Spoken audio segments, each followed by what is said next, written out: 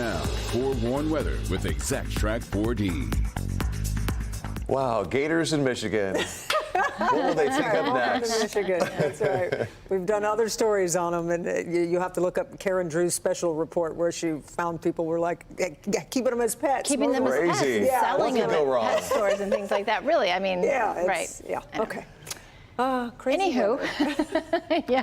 So it felt like summer today. It was humid when you went outside. It really was. Yeah. And the wind was blowing too. Wind was blowing. We had that wind advisory. Now everything is changing rapidly. So it was a cold front that came through. It did touch off a couple of strong thunderstorms and even a couple of severe thunderstorms, but they were pretty isolated this afternoon. These are the high temperatures for today. We did break a record. The record high was 83. We made it to 86, and that record was set all the way back in 1899. So the new record set today. Most places were in the low to mid 80s.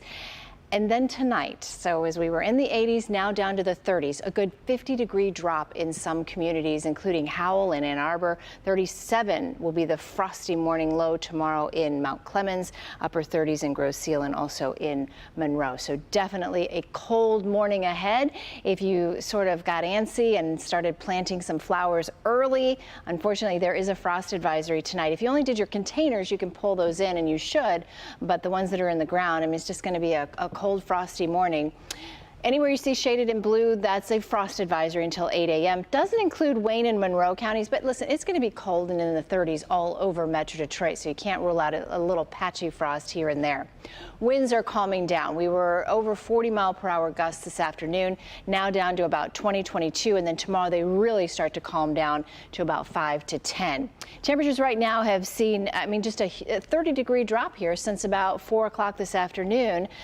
7 degrees colder than it was 24 hours ago at City Airport, and 19 degrees colder in Flint as that cold air really starts to settle in overnight tonight. So already down to the upper 30s in Alpena, 54 in here Detroit, and 53 out in Chicago. Exact Track 4D radar, nice and quiet right now. The really strong thunderstorms, as we expected, stayed kind of to our east in parts of New York, also Pennsylvania, just now starting to get some showers and storms. Indianapolis, central Ohio, up to Cleveland also had some severe weather this afternoon. Our next chance for rain is Thursday and into the first half of Friday.